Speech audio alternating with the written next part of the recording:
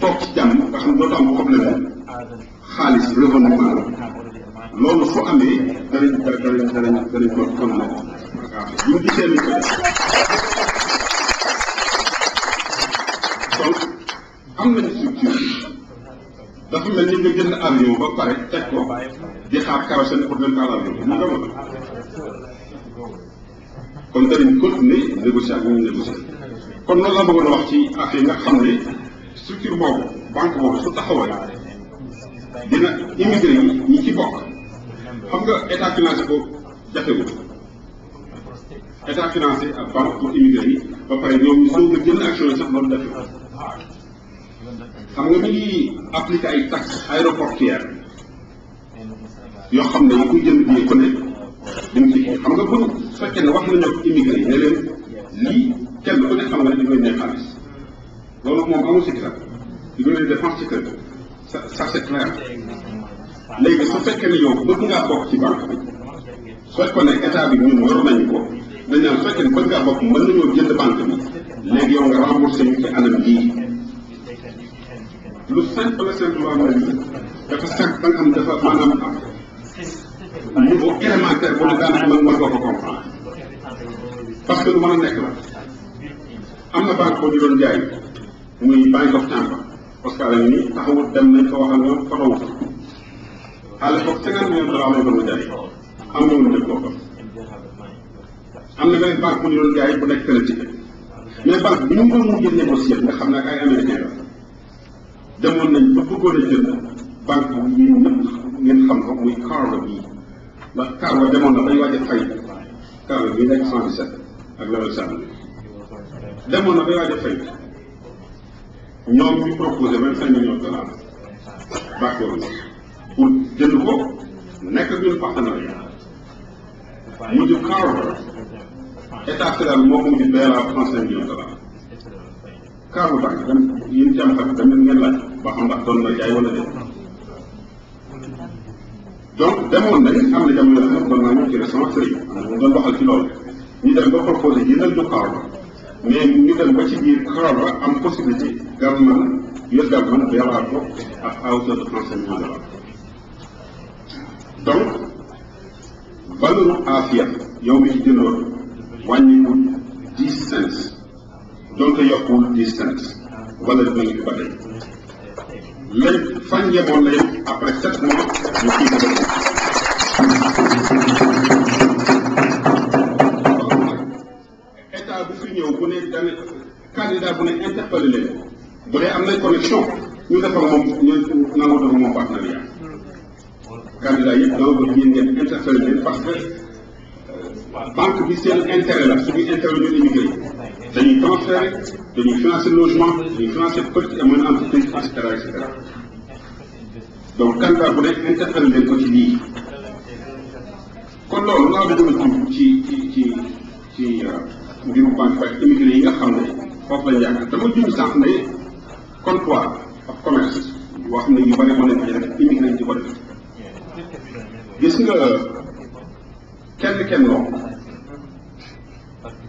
yóbbuwuñu fenn benn di kenn loo yëfi duñu yóbbu fenn duñu yóbbu fenn mën nañ fenn 75 100 ans fekk ñoom kenn loo duñu dem fenn man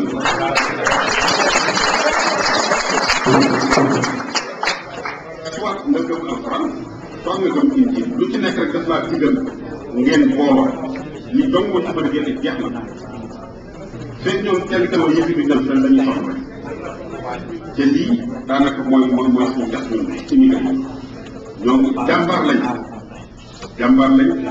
kuy daw bu dëkk bëccëg di teral sa njaboot am ñu fi liggéey ñaari liggéey ñooñu vraiment jàmbaar lañ dañ naka bu ñu jàmbaar xanaa kay dañoo amul gouvernement dañuy dimbali te ñun suñu xalaat ñu ko accès ci public private partnership loolu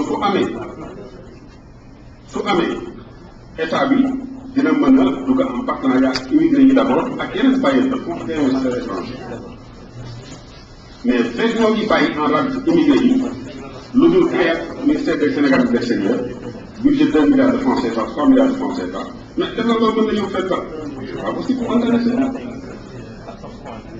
3 milliards 2 milliards yi moom 3 milliards loolu c'est 6 millions de dollars am si benn banque bu jàppee 6 millions de dollars mais boo waxee boo créé ministère des Sénégal de l'extérieur def ko budget disons 20 milliards jëndal banque pour immigré yi ñu commencé di ci def seen ay di jënd action yi ñoom ñu taxawal ci saa si ab succursale Sénégal parce que Western Union sa amul banque du mën a transféré Manigan sa amul banque du mën a transféré man du bëgg la banque yow nga mën cee transféré am bénéfice bi ñëwaat ci yow ma ne naa mais loolu jarul ay PhD yu bari c'est très simple kon nañu góorgóorlu te xam ne ñu dem élection fekk élection dara fa jox yaakaar miracle mën naa am ci gën naa parce que ñoo wax ak ay nit mais fu nekk moom li ñu préoccupé mooy élection ñu gagné ci premier tour incha allah.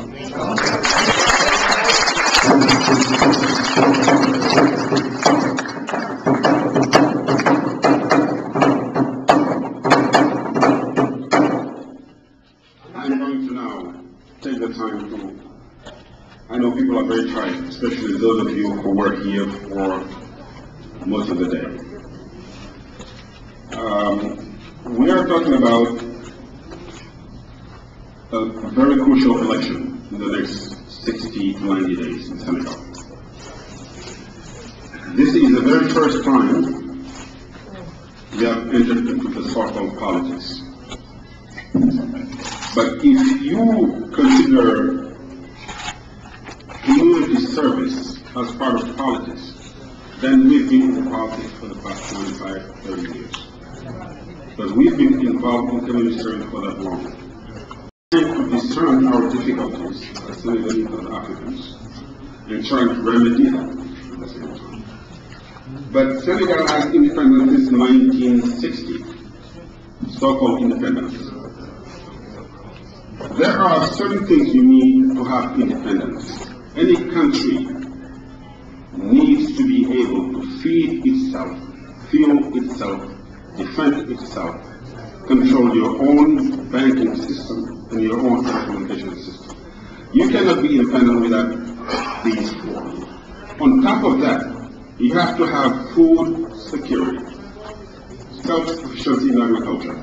Senegal has enough land, enough water, enough skilled labor in agriculture to be able to have food security. And up to now, for the past 40, 50 years of socialist governance and liberals, we're still lingering. We import most of what we eat. You cannot develop a country based on importation. But people are brave. Senegalese are brave, Africans are brave. In addressing the issue of Africa, because it is crucial for me to say that, we have to have three things if we want to fit in this globalized world. Strategic defense, energy, and what is now termed as globalization. If you examine those three components, I guarantee you, none of the African nations can fit in this globalized world. I can take the example of France. France can basically wipe out Senegal militarily without sending one single uniformed man on the ground. Because we are not equipped to defend ourselves. Yet we have the most brilliant minds, the most brilliant people on all walks of life, evolving in the international arena of the United Nations, NGOs, and so on and so forth. And yet we are not making use of them because we have a poor leadership. Until we find that leadership ready to tackle the challenges of today's world, and I remember Michael mentioned one of them, which is the so-called terrorism. There are terrorists in the world of all kinds, from all races, from all walks of life. But I think if you have a spiritual power base, in our example we have Sheikh Ahmadu Bamba, who after being the subject of extreme prosecution for 33 years, and who was able to turn back and say that I have forgiven all those who have tried to destroy me for the sake of God. That is the Sufi notion, spiritual base that we are talking about. It is only this. Senegal is a spiritual superpower. That is for sure. We might not be militarily a superpower, but we are a spiritual superpower. And until we make use of that properly, we will still try to, we will wander. It's a wandering stage that we've been going through for the past 50 years. We've had we've had the region of Senghor, we have the region of Diouf, and then what? And up to today, we have been listening to the same rhetorics, but nothing has been done concretely on the ground. Senegal used to be first on agricultural, on producing agriculture, on producing peanuts in this agricultural sector. It was first in Africa, in the continent, and fourth very behind the United States, ex-Soviet Union, I remember, in China. Today, we're having difficulty being able to supply to the farmers the proper grain for them to be able to evolve for 4 months. Because peanut production lasts for 4 months. But we have brought an alternative. There are other types of crops we can grow and import them in the United States and export them to Europe. I'll give you one example, the bisa, otherwise termed as hibiscus flowers, which has the highest form of vitamin C, which is used as natural colorants in the pharmaceutical industry. Can you imagine? And with this you can grow it every quarter, basically. So if we want to stop what we call illegal immigration, starting from the rural areas into the cities, and then from the cities into Europe or in the United States, we have to be able to provide means of subsistence to the rural areas. And that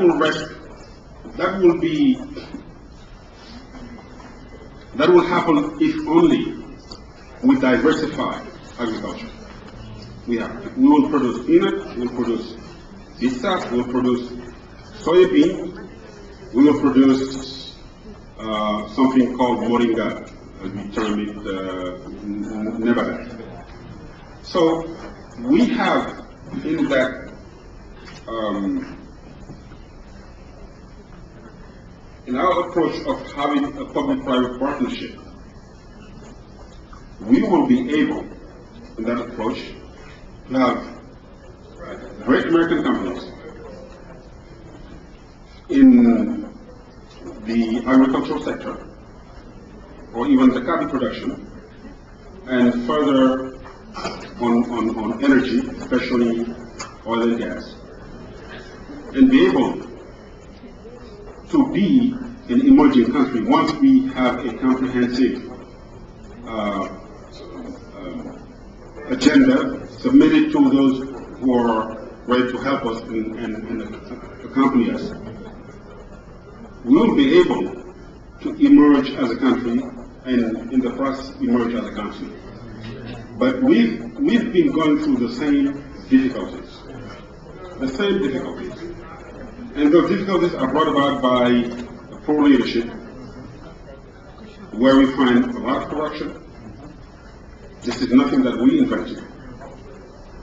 I can take one example of Ali Segura. I don't mean I'm not here to attempt to ridicule my president, no. But I'm relating facts. It is a fact that Ali Segura was an international case of corruption at the highest level. So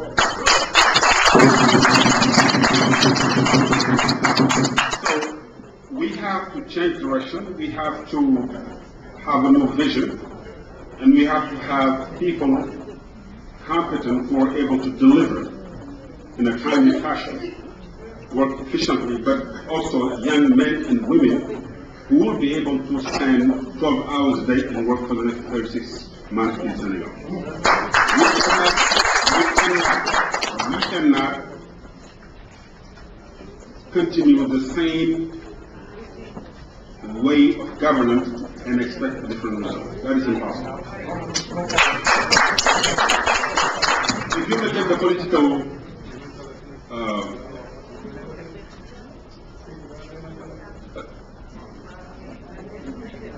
the political landscape right now, and you see who's been there and who's been doing what for the past 50 years, you know most of these candidates are disqualified.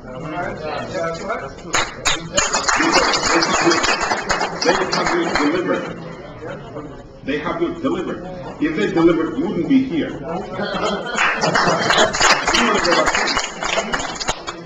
We want to go back home and be next to our families and friends. But in the wake of this changing times, financially, economically, culturally, spiritually, and socially, we need to establish with the West, and I know it's going to be a difficult task, but the Sufi movement can change that. I have no doubt about it. We've been celebrating the days of Sheikh Ahmadou Bamba here for the past 30 years at the United Nations. I remember Alan Roberts standing up at the UN and saying, Alan Roberts was the dean of the cultural department in UCLA, and he said, and I quote, if the Western world was to examine and follow the doctrine of Sheikh Ahmadou Bamba, the world would be in peace and prosperity. Go back and look at the archives. He was the one who said it, I didn't say it. But I think what we call that spiritual diplomacy has to be initiated at the highest level. And until the leadership of Senegal and Africa change their ways of governing, of bringing about accountability, of bringing about fighting corruption, of trying to develop the rural areas, of implementing a healthcare system that is sound, which we talked about Oscar Osborne and I. Until we engage the people at the grassroots level and involve them in the process of developing the country, we will still linger behind the West. Africa doesn't count. We don't count at the United Nations. We are not represented. We are not at the Security Council. We know that. So we hold 3/5 of the world's wealth, yet we're still associated with tribal war, disease, poverty, corruption, and so on and so forth. So what is wrong is the leadership. It is clear. We have leaders trying to cling on to power. We have to have strong institutions that cannot be manipulated. If we put that in place, then we will have leaders who will abide by the institutions, laws, and regulations. And until we separate the three branches of government, until the Attorney General can call a minister and send an IGE to investigate what happened without the president interfering, we'll still be running the same kind of system. This system that we still have today was conceived by the colonial power to perpetrate its interest to the detriment of Africa. And yet to continue to work on the same system and gain benefits from it, that is impossible. So we have brilliant minds throughout the world, students who are preparing their PhDs, I mean brilliant people, strong will to make it, to achieve objectives for the family. This is all family-based. Senegal has always been a family-based, spiritual-based kind of people. We've always been like that. We've never, this terrorism, that doesn't concern us. But at the same time, those who are trying to come in, I can name them, because we have just cut off our diplomatic ties with Iran. Shiism or Wahhabism cannot prosper in Senegal because we believe in Sheikh Ahmadou Bamba.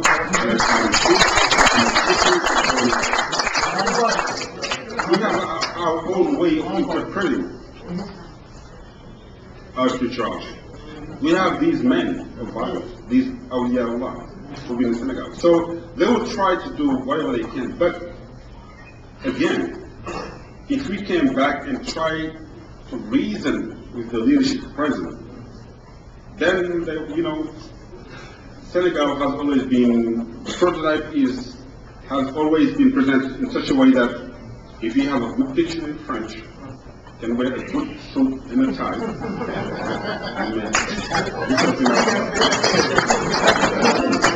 now those days are over. We are at the challenging times. This is a geopolitical context that is highly sensitive right now, on many levels, on many issues. So we have to have a young, devout, committed leadership to be able to get us out of this.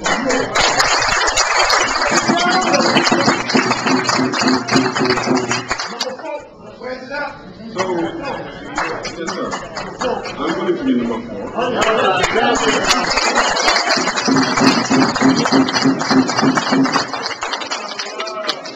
I got to this after Philip said earlier with a blessed voice from Shafside. I got it done because I saw that my people are suffering, and the suffering has to stop. Somebody has to take a stand and say it has to stop. Unless you take a stand, they're going to do what they continue to do. I mean, you are the taxpayers. You sustain them. You sustain the president, the ministers, everybody in that system. You pay your taxes. Right now you're paying tax on telecom. Where is it going? If you have a small store in your corner, you're paying your taxes. If you buy rice, you're paying your taxes. If you buy wheat, oil, anything you buy, you are participating in that creation of wealth. And if that wealth is not distributed equally, then you have to take a stand and say stop.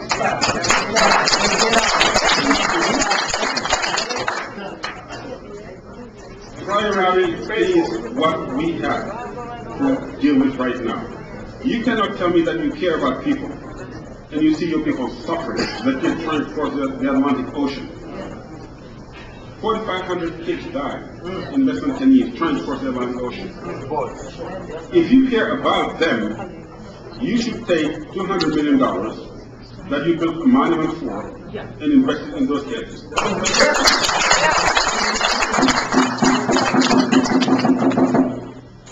So this is a constructive criticism. It is too late, but we have to say it. What are you going to do?